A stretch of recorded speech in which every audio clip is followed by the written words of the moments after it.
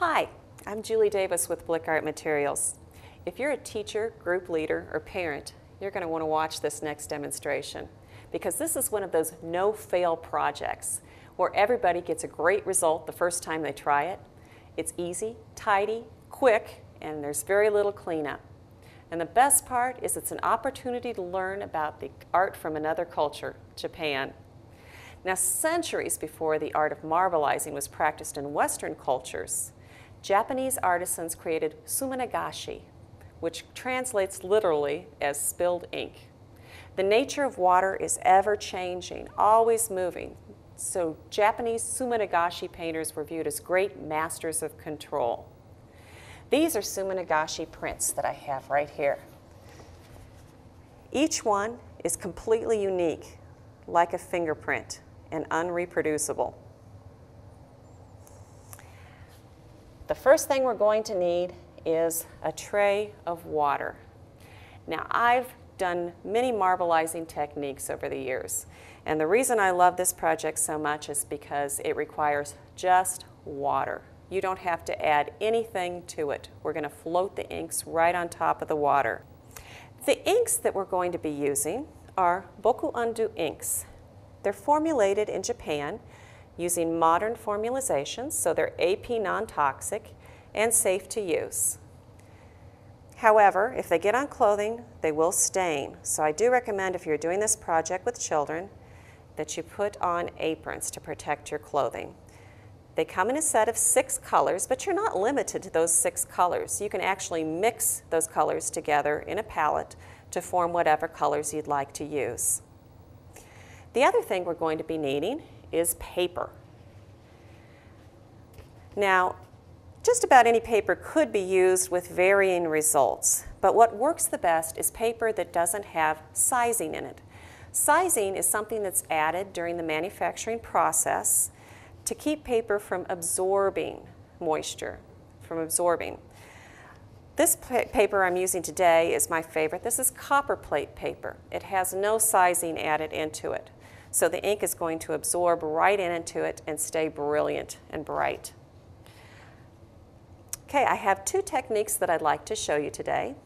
The first technique that I'm going to show you is the traditional Suminagashi technique used by the Japanese masters. Now keep in mind, I'm not a Japanese master, so I'm going to demonstrate it the best that I can. We've got 2 very small brushes. These are Blick Economy camel hair brushes, size 1. I'm going to dip one in some black ink and one in some blue ink. Then I'm going to come over to my tub of water, rest my forearms gently on the sides of the tub, and gently I'm going to touch the water. First with the black, then with the blue, then with the black, then with the blue, then with the black, then with the blue, then with the black, then with the blue. And then I would come back and load up my brushes with more ink. I believe we're on black now, and then we go blue. Black and blue. Now, a Japanese master would continue this process until they've created hundreds of concentric rings. But I'm a little impatient, so I'm going to just do a few more back and forth, and then I'm going to make a print.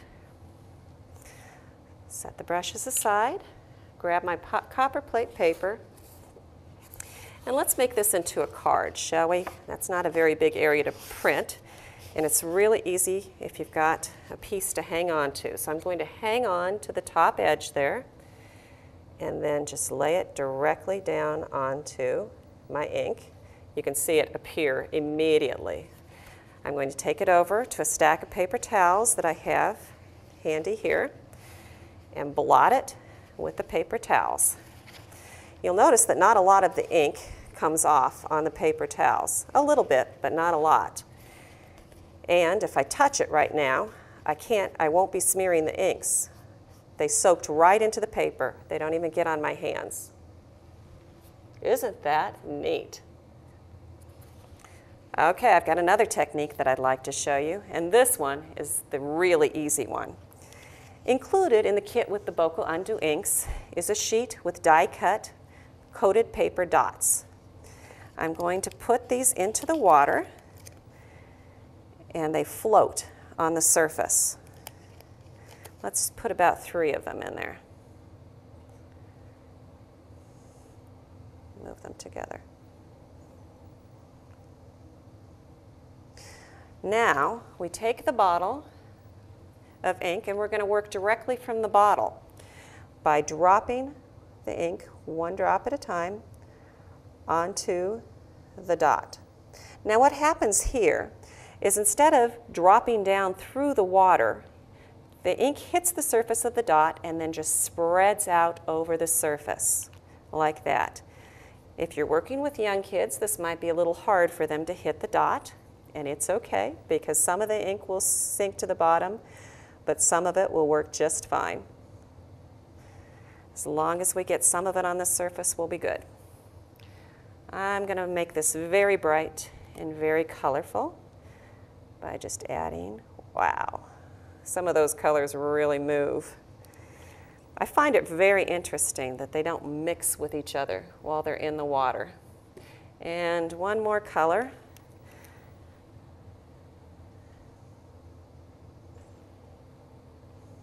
That one doesn't move quite as much. Then I'm going to take the handle of my brush, and I'm just going to cause currents in the water to cause the inks to flow and to react with one another. Maybe to fill the space over here a little bit more. Okay, now let's see what we have there. Another piece of copper plate paper. Lay it as flat as possible directly down onto the water, and you can see the pattern appear immediately. Pull it up. Okay, we'll just bring this over and blot it. Once again, a little bit of the ink comes off, not much, but it's permanently on the paper like that. That's a neat one there too. Let's hold that up so you get a good look at that. Okay, let me run through some of the things that you can do with this. Of course, we've got a great sheet of paper here now that we can use for drawing on top of. We could use to make, of course, collage work, printmaking on top of that.